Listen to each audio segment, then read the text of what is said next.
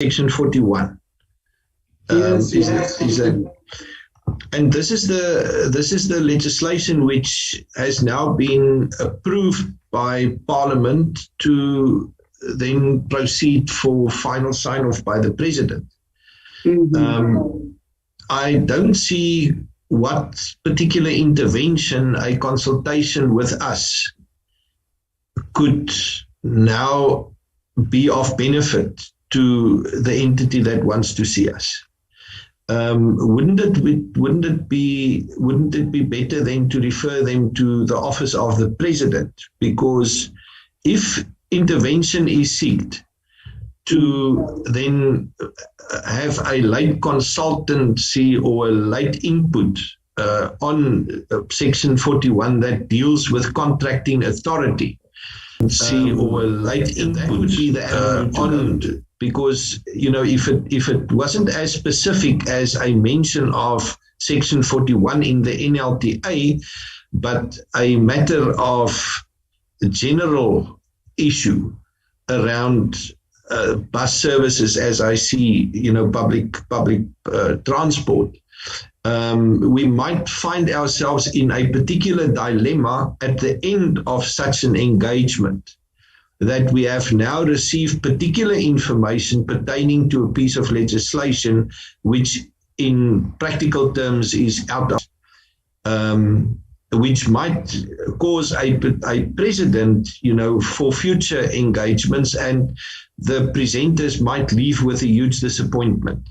So if it is about just seeing them and offering them the opportunity as they requested to see us, I don't have a problem in principle, but the invitation to allow them must be clear at which stage of processing and procedure the NLTA in its current form is.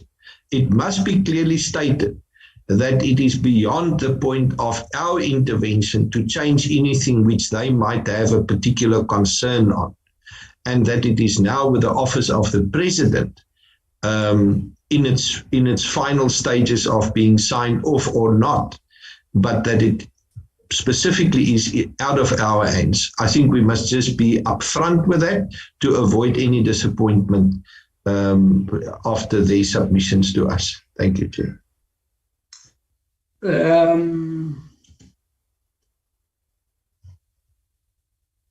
I think that is in order, honorable members. Unless there is a different view, let's write to them and indicate how far is the process, so that in fact I hear what you are saying, Honorable Hunsinger. If it's about Section 41, they must know that that process has already gone beyond this portfolio committee, and there's nothing that we can do about it. And I think that may actually then diminish their interest in meeting us. Let's explain to them first and hear what they say. I think let's take it that way. Thank you, Honorable Hunsinger, for that. So can we quickly move to the annual committee report for 21-22? Let me just check. Honorable Chair. Yes, sir. Sometimes I'm behind because of the network. I'm trying to check because I was listening to Honorable Singer in your summary. Are we now saying we are going to refer them back to what Honorable Singer suggests, or we are going to meet them? We are saying, in principle, we don't have a problem in meeting them. But we must upfront indicate to them that this Section 41 they want to meet us about, we can no longer do anything about it because the process has gone beyond us as a committee, and will await a response from them, Honorable Ketamabala. That's what we are saying. Okay, thank you, Chair. Thank you. Chairperson, I raised my hand. I can see your hand getting up now. Yes, Honorable Mato. Thank you very much. I raised before Honorable Ketamabala spoke. Chairperson, I was listening to the discussions and the decision that the committee is taking. I'm not against the decision, but my view is that is it possible that we write to them but indicate that we can meet them? We can meet them but indicate to them that because the process we have dealt with the process, it's not we can't reverse anything from the process because it's far, but we can meet them because it's all it's NLT and also Santaco that Honorable Ramato, you are saying exactly what we have said, my honorable man. That's exactly what we are saying. Okay. Yeah, what we are saying is exactly how we are summarizing it. Okay, maybe it's because I'm on and off. I couldn't follow what was said. Thank you very much, ma'am. Thank you. We are saying exactly what you are saying.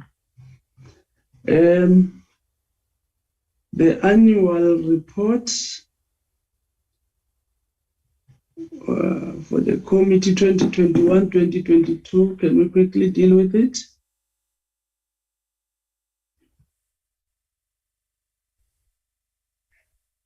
Yes, Chair, I'll quickly, if Valerie wants me to run through it, I can quickly run through it. Yes, you can do that, Advocate Nell. Just one thing, Chair, as I've indicated, these reports are not formally considered for publication, but in order to make it easier for the committee to draft the legacy report, we compile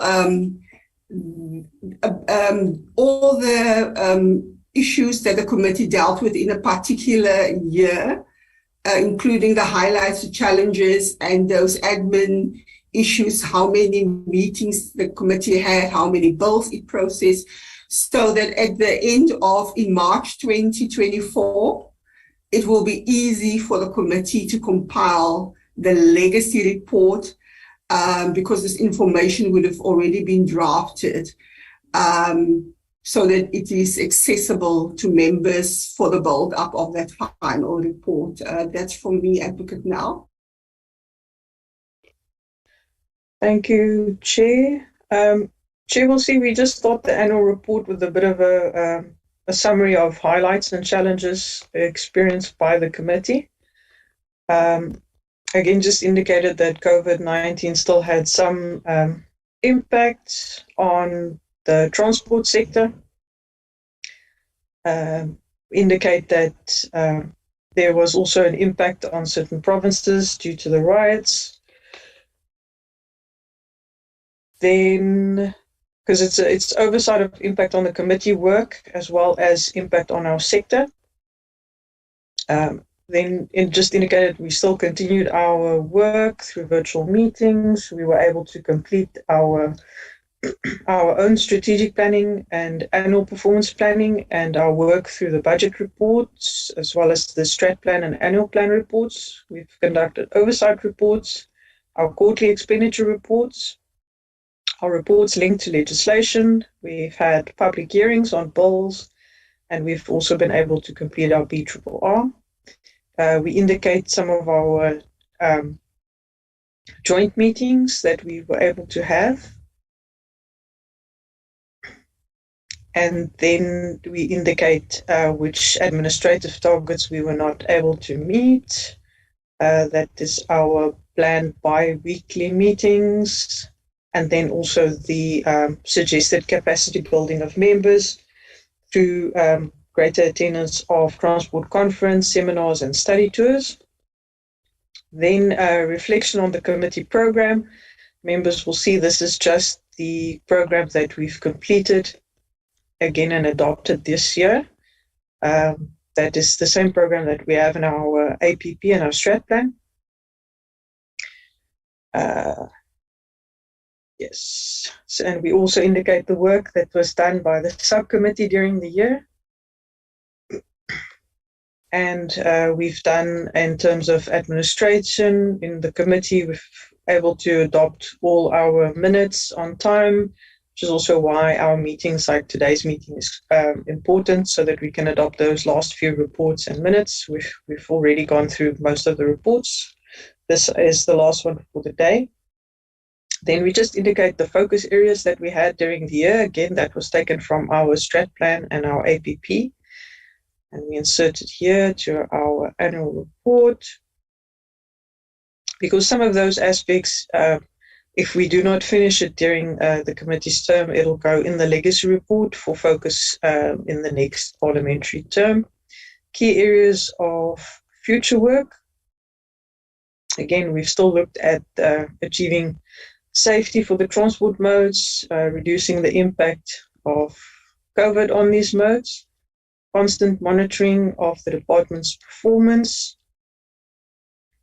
Then the principal focus again was on safety and getting the economy back as soon as possible after the COVID lockdown impacts, and some of the impact that this has also had on on-site oversight visits. Then there was a need to enhance public participation in legislation, which saw quite a few of our bills being advertised for second round. The example there was the railway safety bill, which at first we didn't have a lot of input on, and then we did another a second advertising on that one, extended the call there. Then we indicate all our administrative work that we were able to do, along with the joint committee meetings, processing of our legislation. This week we've made great strides in getting quite a few, the past 2 weeks, getting quite a few of our bills that were revived out. But still, this is the report focusing on last year's performance. And there is an ongoing need to monitor international treaties and conventions. That is standard for all committees. And then we will also seek to continue resolutions for public transport subsidies, reconfiguration of the public transport portfolio. That is with reference to, for example, PRASA and Transnet. We still have the concerns on scholar transport. We saw that with the recent incidents. And then we still have concerns with the tax recapitalization program.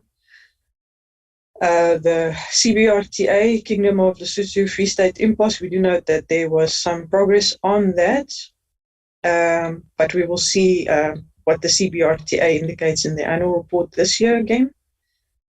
There's still some poor management at some of the entities. We see that with outstanding annual reports and some of the findings by the AGSA. A reduction of the department and entity vacancies. The vacancy rate continues to be a concern, and then again, and still the GFIP impasse. We are still waiting for that final indication from Cabinet on the way forward for GFIP. We indicate the key challenges that the committee or the administration of the committee has experienced. Again, the parliamentary program impacting and causing weekly changes to our program as well. Limited number of committee slots for our committee. Late submission of documents from the department and some of the entities. Access interruptions to internet for the virtual meetings, as well as impact of load shedding on our meetings. Access to research databases. Parliament is working on that, but that is sometimes difficult if the server is down for our research section and myself to access these. And then again, we had in 2021 the local government election year, which also impacted on our program. In terms of the recommendations, that our administration of the committee, the secretariat, continues to perform well, but that we also need to make sure that our joint meetings are increased. And then the channel of communication between the department and the committee can also improve to ensure that they submit their documents on time or early enough. Parliament should endeavour to release more meeting slots for the committee if possible. Our oversight week should be communicated early enough to allow for better planning, because we do sometimes get that in the program, but then in the next week the Parliament program will change, and that will be the oversight will be removed again. And then on the Parliament communication services, that they must ensure that all alternative publication and broadcasting mediums are given due consideration for publishing, especially our calls for legislation comments. So you will see here just the introduction then. After the overview, this is the work that the committee does. It's the focus of the department and the department's programs, and it just lists the department's entities and the roles of the entities. The functions of the committee remains the same. Our method of work remains the same. The purpose of the reports, also as Valerie indicated, it just gives a highlight of the performance for the year, and it does feed into our legacy report. And then we have all our key statistics. You will see the number of meetings that were held for each of the terms, the subcommittee meetings, legislation progress during the specific year under review, oversight trips, study tours, international agreements process, that is all our conventions and protocols, statutory appointments processed. We currently don't do any of those. If our new proposed legislation goes through, we will have some of that in the next parliamentary term, I'm sure. Interventions process, we've not received any interventions during the year. We've had one petition, other referrals from the speaker, and then House Chairperson, we had no referrals from there. We just list our stakeholders, and then we list the briefings that we had during the year, the public hearings, and we give the oversight of the legislation and the progress. Bearing in mind, this is the progress for the year under review. It's not the current progress. So at the end of this year, the NLTA would not have been completed, but when we do our new annual report for 2022-2023, we can say that one is completed. Civil aviation, transport appeal tribunal, national road traffic amendment, and then challenges emerging from the processing of the legislation. We just indicated here that the scheduling of the marine bowls fell a little bit late, and the impact on our program due to the local government elections. And then the content-related challenges, we also indicate the information or the processing of that. Oversight trips, there was none. Study tours, none. International agreements are listed. Statutory appointments, none. Obligations conferred, that is our BRRR, we'll have those. Summary of outstanding issues. Then we see those. Also the BRRR resolutions. Then petitions processed, we indicate the petitions. Interventions, there were none. Those matters referred to. Recommendations. These were also in our previous annual report, and they do still remain valid. It's similar to the ones I've already read out that are listed above. The strategic plan will be attached. Master attendance list is attached, and we don't really have a financial statement specific for the committee that goes towards the section's budget share. So that is a quick run through of the committee's annual report. Thank you, Advocate. Honorable Chris Unsinger. Thank you, Chairperson. Can I propose that we accept this preliminary report, or the sort of first stage of a ultimate report? Thank you, Chair. Thank you for that, Honorable Unsinger. Any Honorable Lawrence McDonald? Chairperson, I second the adoption of the report at this stage. Thank you, Chairperson. Any other different view? EFF? Honorable Makosini? We support, Chair. Wow. Oh, thank you. Support. Honorable Ramato? Thank you, Honorable Chairperson. I just want to, I want clarity, in fact, that is this a first stage wherein if there are things that are not included, we can add? This is a preliminary report, as I get it, Honorable Ramato. Yes. Okay, I'm covered. Because there are some other things that I know that we discussed, but they're not here. So I wanted just to know if we can just add going forward. Thank you. Advocate Nell? Chair, yes, the report is an overview of the work done for 2021 to 2022.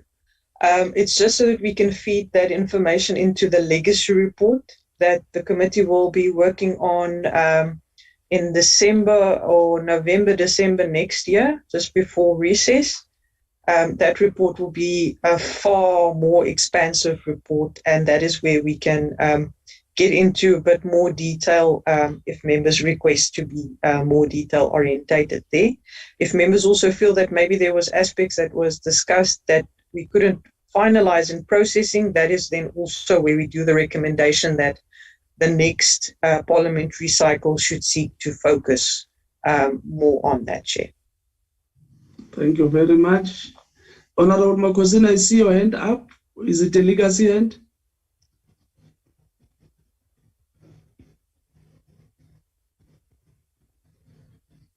Okay. Can we quickly then deal with the minutes of the 16th of September? Honorable members, if there's anything that members have seen untowards, members are free to raise as a correction. Otherwise, we can move for adoption of the minutes of the 16th. Let me see a hand. Hands. Honorable McDonald. Chairperson, thank you. I've read the minutes, Chairperson, and I move for the adoption of the minutes. Thank you, Chairperson. Any seconder?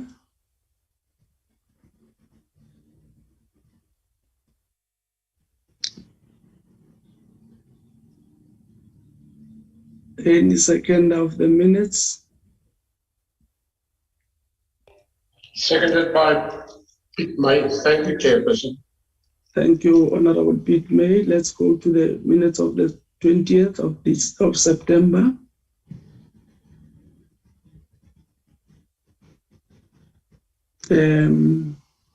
Let me see hands. Honorable McDonald. Well, Chairperson, I've also read those and I also move for the adoption, Chairperson. Thank you.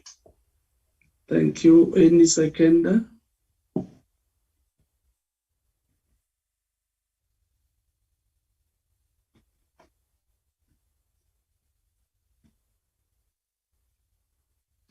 Honorable Ramato.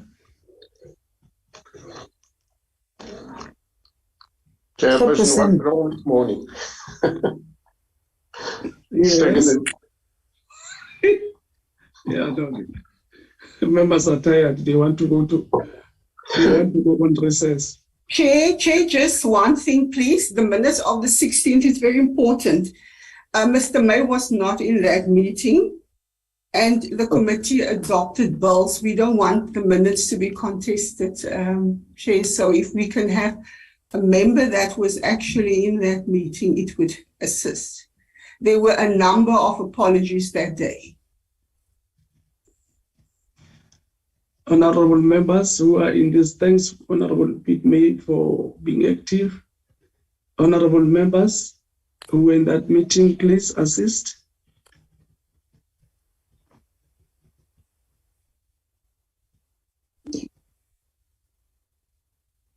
Chairperson, it seems like load shedding is dealing with all the members today. Yeah, but I see Honorable Ketamabala is still here. Mondays, Yeah. what are you saying, sir? Seconded, Chair. I was there. I don't know. That's the issue. Valerie? Chair, Mr. Sitolo was definitely in that meeting. Mr. Bilankulu was there. Mr. Chabangu was there. Yes, so Yeah, they were, so- and Mr. Ramadwa. Yes, Honorable Stoller has since seconded. Can we then quickly end up by the summary that was given by Honorable Wensinger and a request at the end? Honorable Wensinger?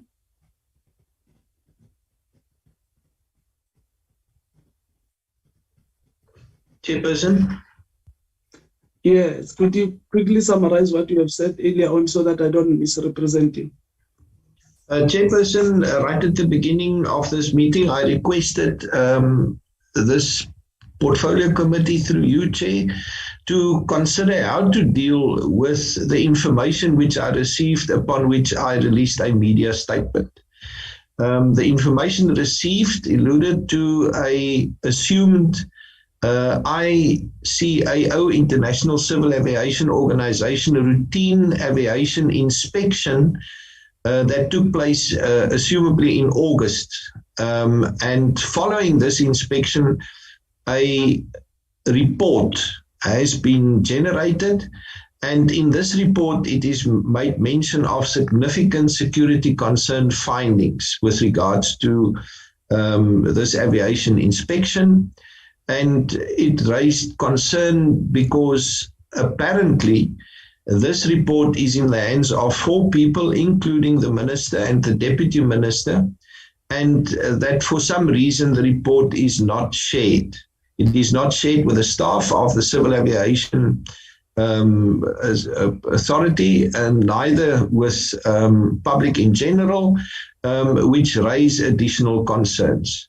So firstly, Chairperson, we must establish whether this is in fact true, that there has been a aviation inspection, whether such a report has been issued, whether in this report significant security concern findings has been mentioned, and the reasons, if so, whether and why this report is not shared immediately, and what the reasons might be for withholding this report since August. Thank you, Chair. Honorable members, I think the request is in line with what we are doing as a committee. There is a proposal, although this matter is not on the agenda, but I think it's a matter that we should deal with. But we must raise that point so that we are fully understood. Any other hand that supports that we should make some inquiries about the ICAO report that has been there since August, is in the hands of some few people and is not shared. First of all, let's find whether that is true or not. And if it is, why is it not shared?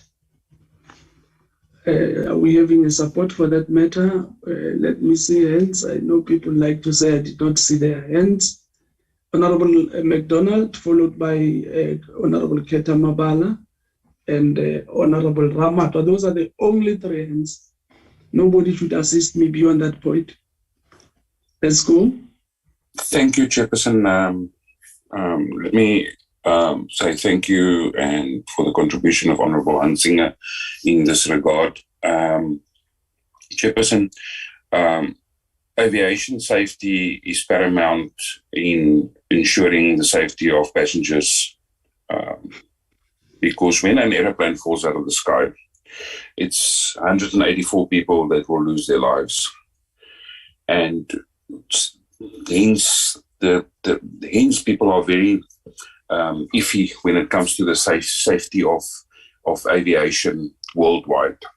So if there was a report, Chairperson, I think if there was such a report, and we can establish that there was such a report, I think it's highly irresponsible for the department and the minister not to have tabled that report in this portfolio committee. And we should strongly send a strongly worded letter to the department if such report existed and it was never tabled to this committee, Chairperson. Otherwise, I'm in support. Thank you very much, Chairperson. Baba Keta Mabala. Thank you, Honorable Chairperson, and thank you to Honorable Hansinga for letting us know about this. But I didn't hear, did he say he issued a statement? That need to be clarified, because if he issued the statement, what the statement was about. Because if you can understand that, thank you very much, Honorable Chairperson. Okay. Honorable Ramadwa. Thank you, Honorable Chairperson. I also like to join those who are appreciating what Honorable Hunsinger has done for raising this issue. But my suggestion is that let us write to them and we meet them, or we have a meeting with them. We'll establish whether it's the report is true or not, and why didn't they share this report with us? Thank you. Thank you. Honorable Pete May, I saw your hand up and down. Thank you, Chairperson. I support Mr. Hansinger. That's all I want to say. Thank you. Honorable Hunsinger.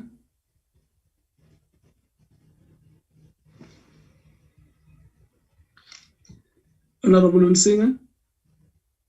Yes, thank you, Chairperson. I think there's just one point of clarity, that of Honorable Keta Mabala.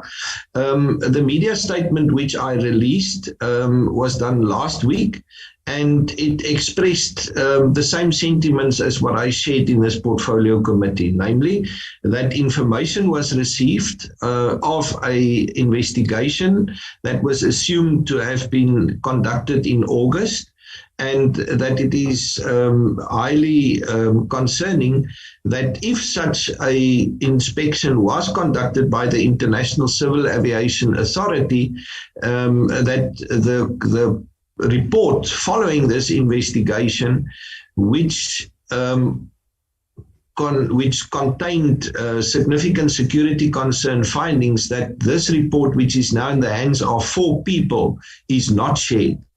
And particularly withheld from staff and officials of the South African Civil Aviation Authority, although the CEO is alleged also to have a copy. So it is alleged that apart from the minister, the deputy minister, the CEO of the South African Civil Aviation Authority, Dr. Poppy Koza, as well as the current acting DG of the Department of Transport, that each of them have a copy, but for some reason that this very concerning report is withheld. That was basically the gist of the media statement. I obviously then also alluded to the consequences of such a report, and also of the practice of withholding such valuable information, and the possible implications, including diplomatic consequences, if all these allegations are then found to be true. I thought it would be most valuable to bring this to the portfolio committee, so that we as a portfolio committee might drive this forward, since we have the oversight responsibility in a combined manner, and that we carry equal responsibility as public representatives. Thank you, Chairperson. Thank you, Honorable Hunsinger. I think this then brings this matter to this agenda for the day. In conclusion, let's not write a very hot letter because we are in a process of investigating the allegations that must still be verified. And once we are beyond that process, we can then say what we want to say, depending on whether the allegations are true or not. But I think I hear everybody saying, those who have spoken, indeed, let's investigate whether there are those reports that are withheld. If they are there, then we'll take it forward and find explanation why was that report held away from us as a committee and the public. Thank you very much, honorable members. We are tabling 2 reports in the House, and I know that sometimes when we table reports, we point at each other as parties. But I want to say to this meeting that I really want to appreciate the way we have been conducting ourselves as a portfolio committee in dealing with issues and in processing what we need to process as legislation and everything. I hope when we take a platform before we can hoy at each other as different parties, we'll also remember that party that we are a family that will come back and deal with issues as we see them. And having a chance, I want to come and drink tea with all of these members who belong to different parties right in their home to show that as a chairperson, I am a father of all of these members equally. I hope that will be taken kind by all of us. Otherwise, thank you very much for the beautiful session today on the 27th of September. Please remind Honorable Mabena that he always says, Chairperson will meet in the House and thank you very much. You are liberated. Thank you. This declaration of love in war. No, Chair, we'll meet in the House. Thank you. The House is adjourned. Thank you, honorable members.